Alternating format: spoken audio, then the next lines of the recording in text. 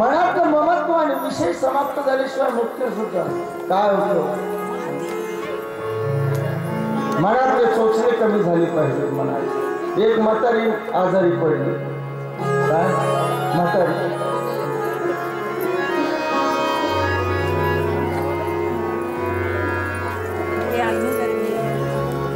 मुलं इकडून तिकडून फिरू लागली. काय करावं नेमकं आता आईला बरं करण्यासाठी. कोणी म्हणू लागले की नाही नाही म्हातारीचा आता दुखणं जास्त झालंय म्हणले डॉक्टरला बोलावं लागतं. कोणी म्हणलं नाही बा डॉक्टरला काय फरक पडेना कालच येऊन गेला डॉक्टर. एखादा मांत्रिक दोषी जाणता तरी आणून बघू काही म्हातारीला झाले कशी तब्येतच सुधारणा म्हटले फ्रेश नाही म्हणले असे सारखे आजार काय बरा होईना.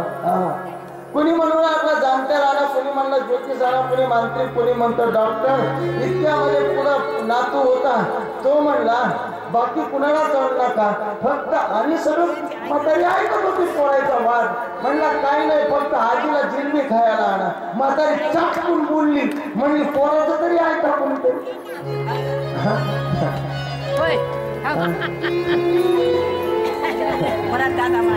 अरे विषय मनातून निघाला पाहिजे. तो नुसता वर नाही. पथना म्हणून खाणं सोडण्यामध्ये मजा नाही ते मनाने सोडलं पाहिजे.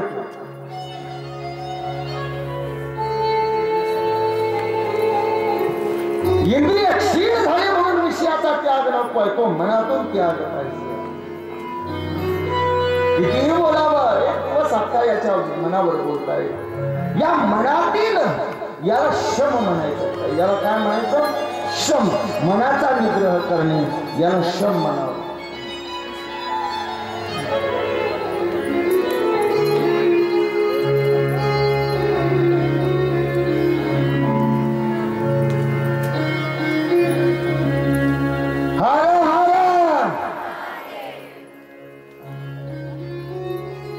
पुढे आहे दम. हा दम काय आहे तर इंद्रियाचा निग्रह करणे याला दम म्हणतात. राजा रावण सारखं म्हणायचा काय त्या रामापाशी मानवापाशी काय आहे. पाण्या खाणारी वानरांना घेऊन तो काय माझ्यावर विजय मिळवणार. एक सामान्य माणूस काय मला मारणार आणि देवतांवर विजय मिळवणार आणि राजा रावण आहे. 33 कोटी देवता माझ्या बंदीमध्ये आहे. मंदोदरीने सांगितलं रामाकडे जे आहे ते या जगात कुणाकडे नाही आणि तो म्हणजे इंद्रियाचा संयम. आणि दुर्गुणावर जर विजय मिळवायचा असेल रावणासारख्या राक्षसांवर विजय मिळवायचा असेल इंद्रियाचा संयम हाच केवळ मिळवू शकतो. रावण हा कामाचं प्रतीक आहे. कशाचं प्रतीक आहे रावण. कामाचं प्रतीक आहे. आणि कामावर विजय तोच मिळवू शकतो ज्याच्याकडे इंद्रियाचं दमन आहे. शम दम त्याच्या पुढे विश्वास.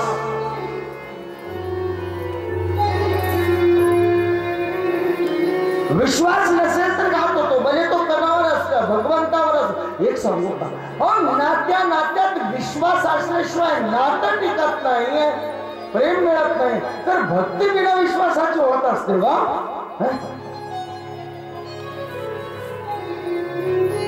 विश्वास घडला ते दुःखाला कारण आहे. माता जानकीला विश्वास मिळाला. मारीचीने जेव्हा हे लक्ष्मणा म्हणून आवाज दिला आणि त्यावेळेला मात्र जानकीने सांगितलं, लक्ष्मणा प्रभू कोणत्यातरी संकटामध्ये नाही माते. राम भैया संकटामध्ये येणं कधी शक्य नाही. नाही म्हणजे नाही, जा लवकरात लवकर जा. कुठं कोण सांगते? सीता सांगते. शेवटी लक्ष्मण जात नाही अशी कटुवचनं त्या ठिकाणी बोलली. कदाचित मला कळत आहे की लक्ष्मणा तुमच्या मनामध्ये भेद उत्पन्न झालेला आहे आणि रामाचं अहित व्हावं असं तुम्हाला वाटत आहे, म्हणून तुम्ही माझ्या आज्ञेचं पालन करत नाही. शब्द जमा अति कठोर शब्दामध्ये त्या ठिकाणी जानकी बोललेली आहे. रडत रडत असताना लक्ष्मण निघून गेला. केवळ या वचनावर, संत वचनावर आणि या संत होता हा लक्ष्मण, त्याच्यावर अविश्वास केला. परिणामतः केला असताना दुर्गुणाने अर्थातच राजा रावणाने जानकीचं हरण केलं आणि दुःखाला प्राप्त झाले. संत असेल, भगवंत असेल, यांच्या वचनावरचा अविश्वास हा मात्र अकल्याणकारी आहे. कल्याण होऊ शकत नाही. त्यामुळे त्याच्या पुढे जाऊन चौथा गुण आहे श्रद्धा. विश्वासाच्या पुढे काय? श्रद्धा. ही अटळ असणारी श्रद्धा लागते.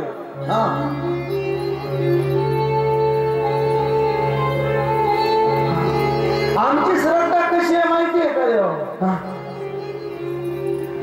कुणी जर चलत चलत मला कुठं निघाला कथेला काय होते कथा आहे पण निघालं बोंबलत तिकडे.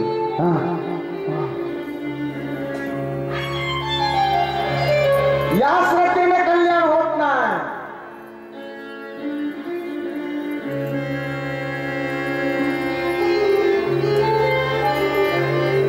तुम्ही श्रद्धा कशी असते पाहिजे. पार्वती चरित्रामध्ये तुम्ही ऐकलं किती आठवण असते ती. एकाला सूर्य इकडे निघेल पण तिची डळमळ नाही, तिचं नाव श्रद्धा. नाही आम्हाला कसं आहे, दोन शब्द काही वाईट सांगू द्या काय खरे म्हणते त्याचं बावलं देते.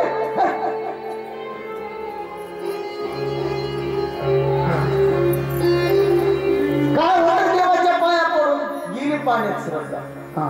कथेमध्ये शास्त्रावर असू द्या, संतावर असू द्या, त्या श्रुती वचनावर असू द्या, आमची अटळ श्रद्धा असणं आवश्यक आहे. श्रद्धेशिवाय नाही.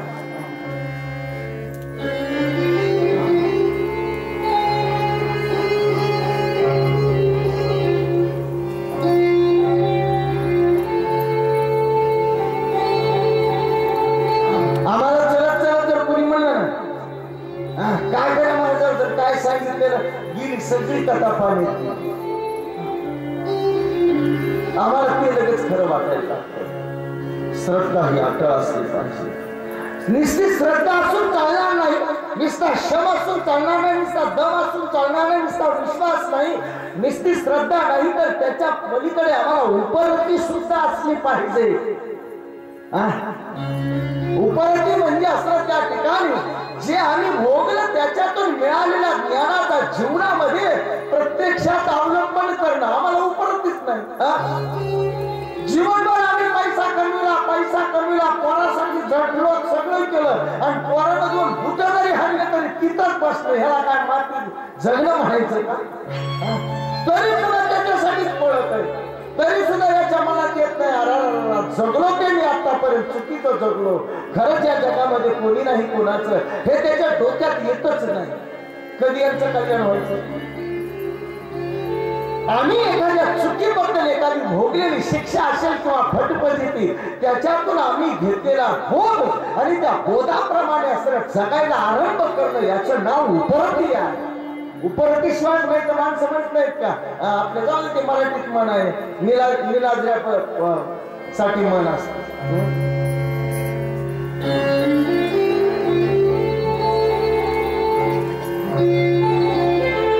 ज्याला साध्या गोष्टीमध्ये म्हणायचं निर्लज्ज. काय म्हणायचं? निर्लज्ज. आपण म्हणलं का तुला लाज करे काय शिकलास का नाही त्याच्यातून? कालच कसं झालं प्रति महत्वाची आहे. आम्ही बघा आतापर्यंत त्या संसारामध्ये या जीवनामध्ये किती कटू अनुभव भोगले, त्याचा परिणाम काय निघाला? बरं ठीक आहे, तुम्हाला आणखी नसन निघाला, जे मेलेत त्यांचा काय निघाला? काय दिवे लावून गेलेत ते? जाता जाता किती मेले बरोबर त्यांनी? शेवटी आपल्याच माती मारून गेलेत ना सगळं. आपले तेच होणार, दुसरा काही फरक आहे का? अरे याच्यातून आम्ही शिकलं पाहिजे, उपलब्धी केलं पाहिजे की या जगामध्ये कोणी हे आला नाही, कोणी टिकला नाही. किती दिवस इथे जगायचंय आम्हाला, या उद्देशाने आम्ही जगलं पाहिजे. काहीच घेत नाही. तुम्हाला एक माहिती आहे, जगामध्ये वाईट वागणारा वाईट होता आणि हे तुम्ही समाजामध्ये बघता सुद्धा, कळतं की नाही? मग हे कळून सुद्धा मग तुम्ही का वाईट वागता?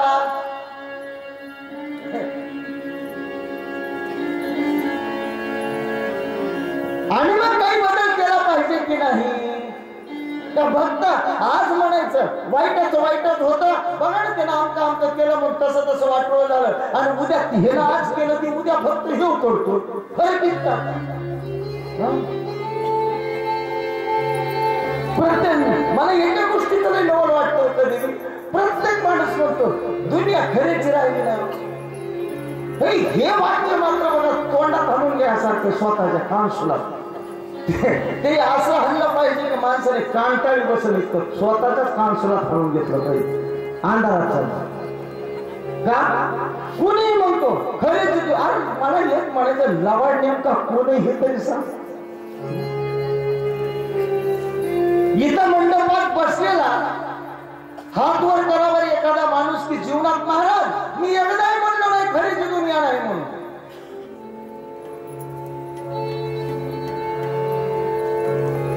प्रत्येक जण म्हणला याचा अर्थ कुणाचाच हात वर आला नाही. मग लबाड कोण आहे? मी? तुम्ही सगळे खरे, मी लबाड फक्त. आम्ही नुसतं दुसऱ्याचे दोष येतो, पण स्वतः शिकत आहे उपलब्धी पाहिजे. आणि जोपर्यंत या सगळ्या गोष्टी आम्ही प्राप्त करत नाही तोपर्यंत समाधान नाही. आणि मग 6वा गुण आहे समाधान. ज्याच्याकडे हे षड्गुणैश्वर्य संपदा आहे तोच पुरुषार्थी आहे. आणि हे 6 मुख या 6 गुणांचे प्रतीक म्हणजे कार्तिकीय भगवान. आणि याच्या पुढे जाऊन बाबांनो पुढचा गुण आहे तो म्हणजे विवेक. तो विवेक असल्याशिवाय समाधानाला प्राप्त होत नाही. हे गुण आहेत, पण जर विवेक नसेल तर या गुणालाही किंमत उरत नाही. हे लक्षामध्ये घ्या. मान्य तुमच्याकडे श्रम आहे, पण श्रमाचा वापर कुठे केला पाहिजे? दम आहे तो कसा अवलंबिला पाहिजे? विश्वास आहे पण तो कसा ठेवला पाहिजे? कुठे ठेवला पाहिजे? काय तुमच्याकडे श्रद्धा आहे, पण श्रद्धा ही कुठे ठेवली पाहिजे यालाही विवेक म्हणतात ना. इथे सुद्धा विवेकाचं काम आहे. मी तर एवढं म्हणत असतो की संतांवर त्या ठिकाणी विश्वास ठेवला आपण. संतांची पायी हा माझा विश्वास, सर्व भावे दास झालो त्यांचा तुकोबाराय म्हणतात. मान्य संतांवर शास्त्र म्हणतंय की डोळे झाकून विश्वास करा. कसे? नाही तर पेंद्यासारखे करू नका. घरात पुस्तक म्हणजे मध्ये कसं जायचं म्हणजे झाका डोळे गोपाळ कृष्ण भगवान की गेल्या कवड्याच्या मध्ये पेंद्याला वाटलं हे काय जादू होतं. डोळे जातून जे काय केलं की मध्ये जातोय माणूस. खाल्लं तूप लोणी सगळं काही खाल्लं त्या ठिकाणी. जे काय होतं ते काय उरलं सगळं त्या सुनाबाळाच्या तोंडाला लावलं, काही सासूच्या लावलं. सकाळी उठल्या की दोघीची हुजूर चालू झाली. ही म्हणती तो खाल्लंस, ती म्हणती तो खाल्लं, ती म्हणती तू तोंड बघ, ही म्हणती तू तोंड बघ. ह्यांना कुठं माहिती आपल्या दाढीला मिशीला लागणार इथे, तर त्यांना कुठं बाळाला दाढी मिशी असते ओठाला समजा.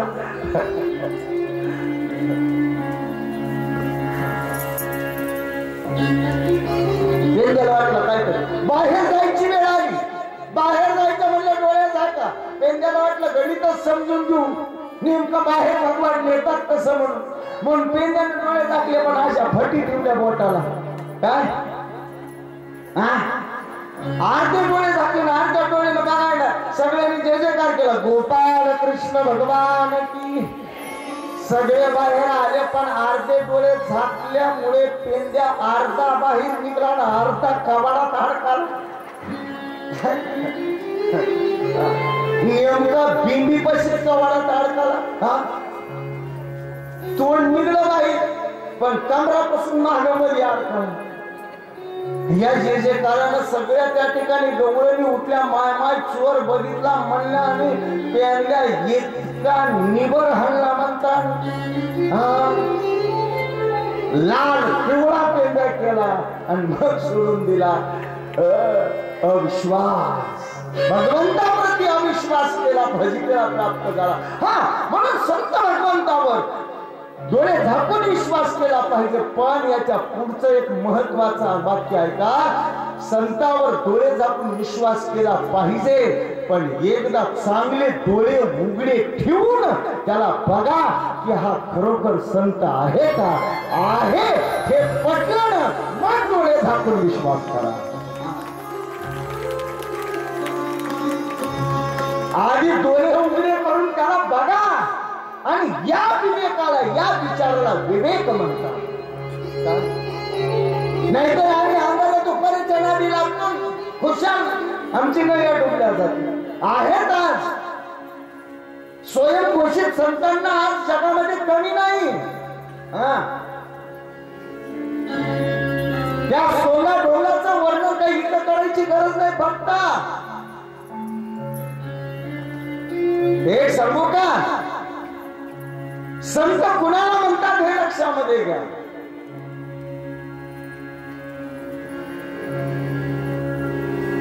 तुकोबरायाचं एवढंच वाक्य तुम्ही लक्षामध्ये ठेवा. काय संताची व्याख्या तेची संत ज्यांचा हेत विठ्ठली न जाणती काही टाना टोना नाम स्मरणा वाचून.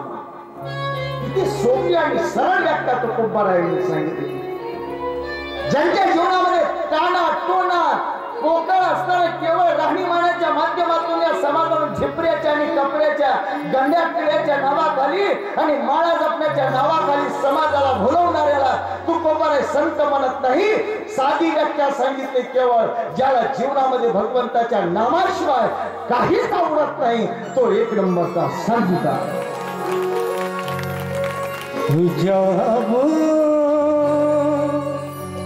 उनकी शगल में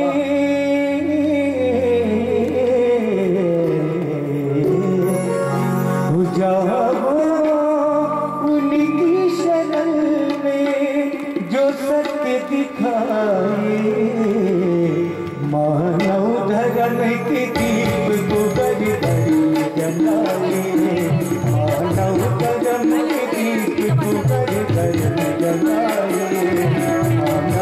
कदम के दीप को घर घर में जलाओ. जाओ उनकी शरण में जाओ उनकी शरण में जो सत्य दिखाए. मानव कदम के दीप को घर घर में जलाए. मानव कदम के दीप को घर घर में जलाए.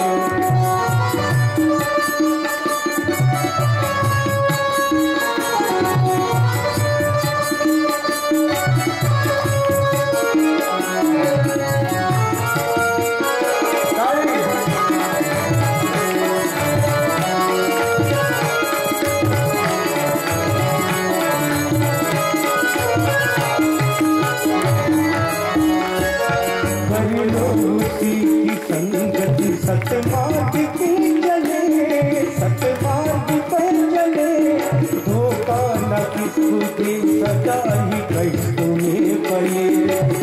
कष्ट में पले नीति के मंदिर पे नीति के मंदिर पे चलने को सिखाए.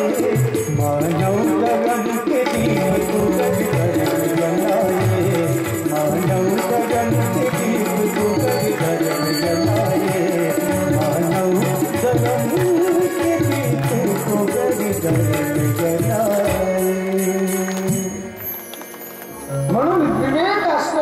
तितकंच बाबांनो आवश्यक आहे.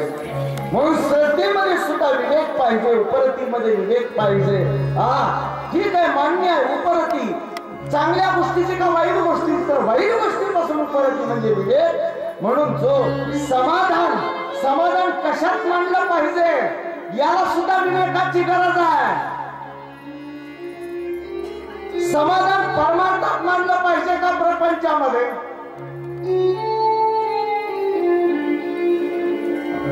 आमचं गणित इथंच चुकलंय.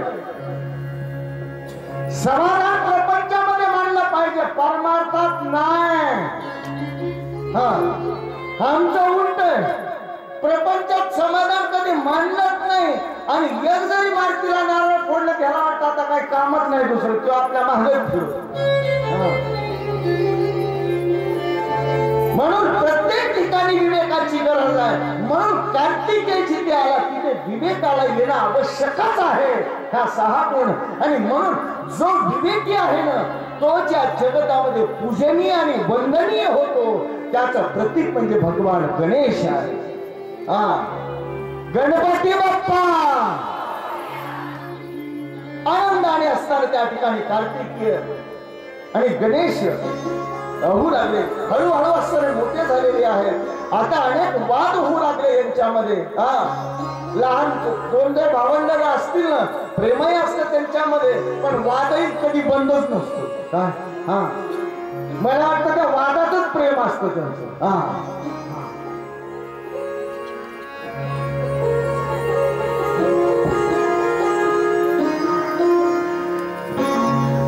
नित्य शंकर पार्वतीच्या समोर वाद चालू आहे. भांडणं करतायत, खेळतात, बागडतायत.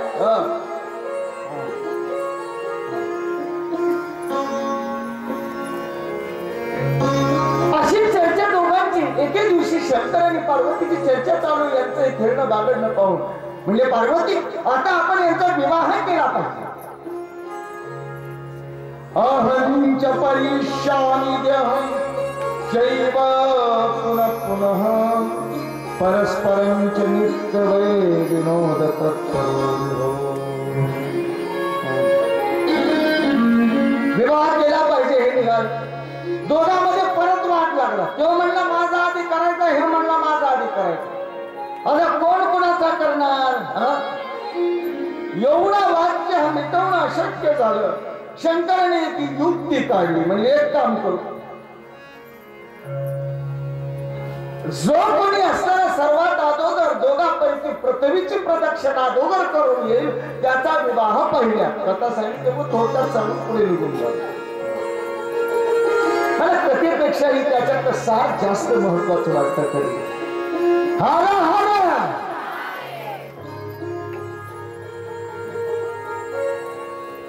जो आधी पृथ्वी प्रदक्षिणा पूर्ण करेल त्याचा विवाह ठरला.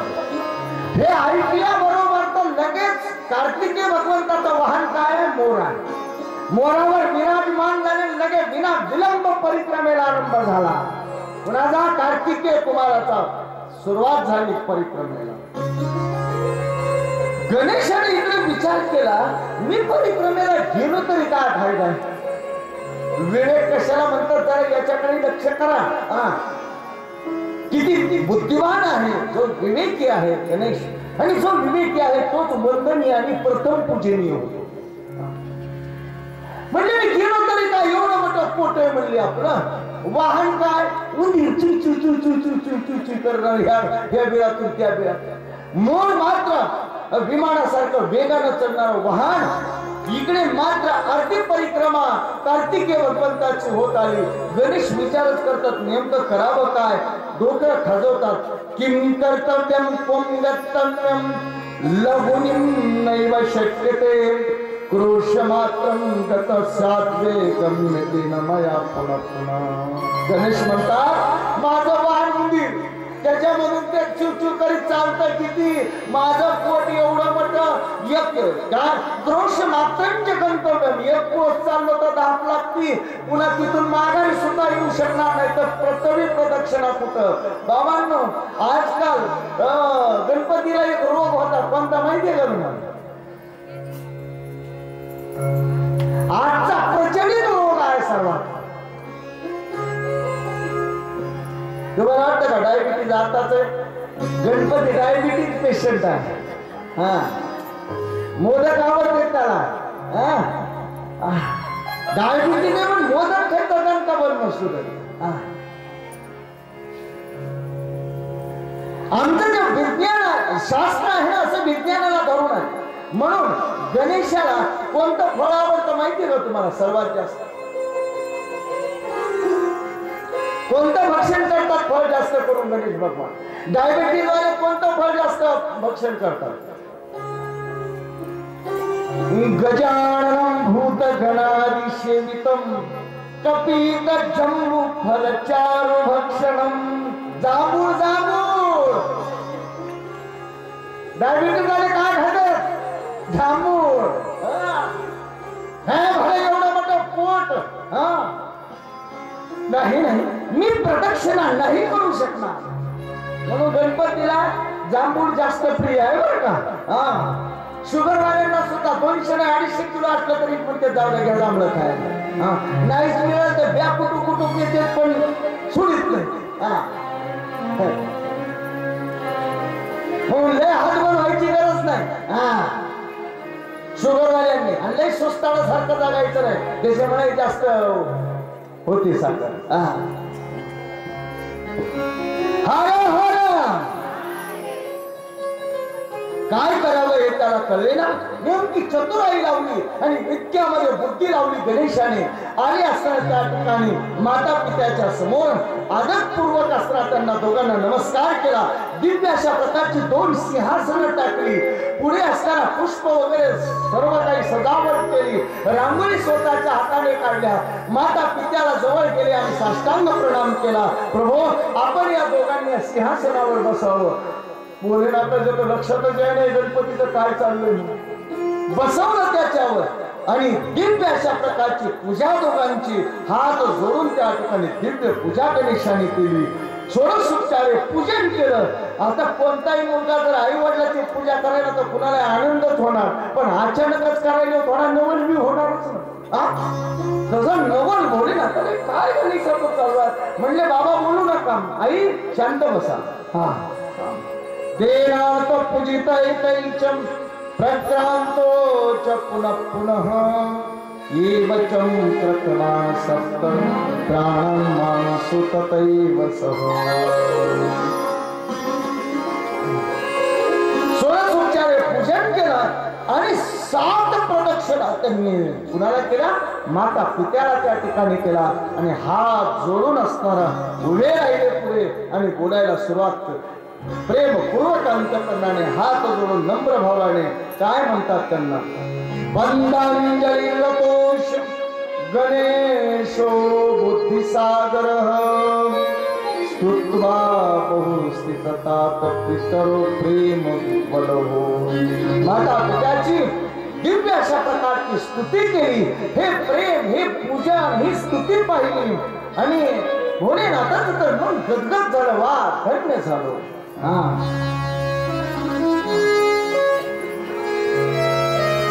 प्रेमाने अंतःकरण भरून आलं पार्वतीचं आणि भोलेनाथाचं आणि म्हणू लागले म्हणले लवकरात लवकर माझी विनंती आहे उठा आणि आदोगर असताना माझ्या विवाहाची तयारी करा. म्हणजे कोण म्हणतंय?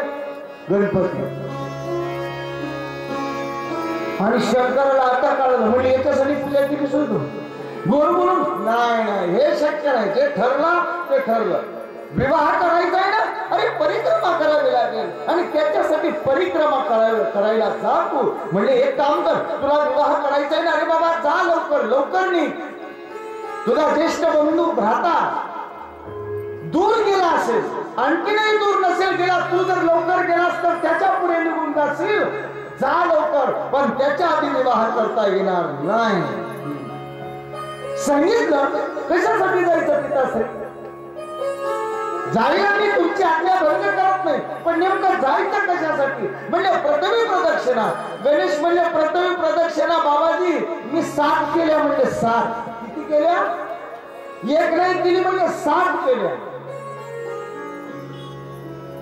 भोलेनाथाचे डोकं खाजवायला लागले म्हणले हे नेमकं गोड काय हेच का? अरे बाबा हे काय बघतोस तू? हे कपट करत म्हणले कपट नाही बाबा. पिताश्री हे कपट नाही, हे शास्त्र आहे माझा. म्हणून तुम्ही कसलाही विचार न करता विलंब विवाह करा, ही माझी प्रथम मागणी आहे. म्हणजे कशा केलेला म्हणजे एक सांगा माताश्री पिताश्री, एक विनंती आहे. तुम्ही शास्त्र मानता ना? म्हणले हो मानतो. निश्चित मानता ना? म्हणले 100% मानतो. मग म्हणले ऐका शास्त्र. आणि सांगू लागला त्या ठिकाणी गणेश भोलेनाथाला शास्त्र. पित्रोश पूजनम कृत्वा प्रकृतिं च करोति यः यस्य वै पृथिवी जन्यं फलं भविते निश्चितम्. म्हणले तुम्ही शास्त्र वाचलं ना? शास्त्र सांगते बाबा की आई वडिलांचं दिव्य अशा प्रकारे षोडशोपचारे पूजन करून त्यांना जर एक प्रदक्षिणा केली तर एका पृथ्वी प्रदक्षिणाचं पुण्य मिळतं. मी तर बाबाजी 7 प्रदक्षिणा केल्या. किती?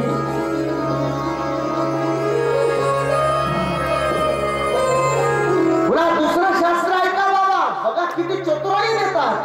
आणि कदाचित बाबा ही प्रदक्षिणा करून मी तुम्ही पृथ्वीची म्हणतात ती पण केली असती. बुद्धी चातुर्य किती आहे बघा. ही तर केलीच, पण ही करून सुद्धा ती केली असती. पण शास्त्र त्याच्या पुढे बाबा एक गोष्ट सांगतोय आणखी. म्हणजे कोणती? अपाय ग्रहे यौवै पितरो तीर्थमार्जरेत तस्य पापं तथा प्रोक्तम हनने च तपोर्यता. काय बुद्धी चातुर्य लावलं गणेशाने. काय म्हणतात बाबा? शास्त्र म्हणतंय अपहाय ग्रहे वै पितरो तीर्थ मार्जयेत. वृद्ध अशा माता पित्याला घरामध्ये ठेवून त्यांची सेवा सोडून जो पुत्र तीर्थाला निघून जातो ना त्याला त्यांच्या मनाचा पातक लागतं असं शास्त्र म्हणतं. मग बाबा एक सांगा, तुम्ही आई वडिलांना इथं वृद्ध अवस्थेत तुमची सेवा सोडून देऊन जर मी पृथ्वी प्रदक्षिणा करायला गेलो तर मला ते पातक नाही का लागणार? म्हणून मी ती पृथ्वी प्रदक्षिणा न करता या ठिकाणी 7 पृथ्वी प्रदक्षिणा केल्या. त्या कशा? तर तुमची पृथ्वी प्रदक्षिणा करणं हे 7 पृथ्वी प्रदक्षिणेचं पुण्य देणार आहे. भोलेनाथानं तर हातच लावला डोक्याला. खुणवायला लागले. पार्वतीला म्हणले लय येडा टाकला आता गणपतीला. म्हटले आता करायचं काय? स्मंद हास्य करू लागले. कारण की पिताश्री मी शास्त्रामध्ये ऐकलेलं आहे. पुत्रस्य महतीर्थम पित्रोश चरण पंकजम अन्य तीर्थम तु दुरेण वै गत्वा संप्रत्ये पुनः पुनः. बाबा शास्त्र म्हणत आहे की पुत्रासाठी या जगातलं आई वडिलांपेक्षा या जगातलं कोणतंच तीर्थ मोठं नाही. सर्वात जर तीर्थ मोठं कोणतं असेल तर आई वडिलांची चरण सेवा हे सर्वात मोठं तीर्थ आहे. आणि त्यांना सोडून दूर जाणं, त्यांची सेवा सोडून हे पातक आहे. शंकर पार्वतीचं तर अंगच गरम झालं. एवढं बुद्धी चातुर्य त्यांनी पाहिलं. नाहीतरी खरं हो माऊलीही सांगतात सकल तीर्थाची आधुरी जे का माता पितरे. सकल तीर्थ जर कुठं असतील तर माता पित्यांच्या चरणावर. म्हणून आमच्या रामाने सुद्धा प्रात काल उठे काही रघुनाथा गुरु पितू मातू नावही माता. रघुनंदन उठायचे आणि पहिलं काम काय करायचे तर प्रात काल उठते रघुनाथा गुरु पितू आणि मातू नावही माता. गुरुचं पित्याचं आणि मातेचं असं त्या ठिकाणी वंदन करत असत. तुम्ही आई वडिलाचं कधी जात असताना एरवी नाही करत गेलं पाहिजे, पण कमीत कमी पुढे जाताना तरी करतात का नाही दर्शन सगळे. आता तुमचे पोरं तरी तर नाहीत पण तुम्ही तरी करीचा म्हणजे तुमचं तरी ते पुन्हा करतील. नाही तरी एक सांगू का, आम्ही जे करतो ना तेच आमचं मुलं करतात एवढं लक्षात ठेवा.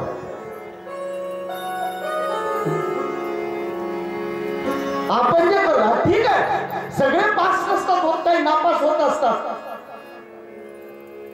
पण 75% अपेक्षा करायला हरकतच नाही. हारा हारा. अरे माता पित्याच्या सेवेचं काय महत्व आहे अनंत उदाहरण सांगताय. आई ते मोल कसे लावाला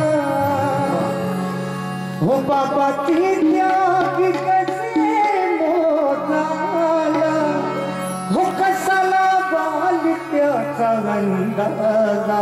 आई आई स्वर्ग बाबा दरवाजा आई आई स्वर्ग बाबा दरवाजा आई आई स्वर्ग बाबा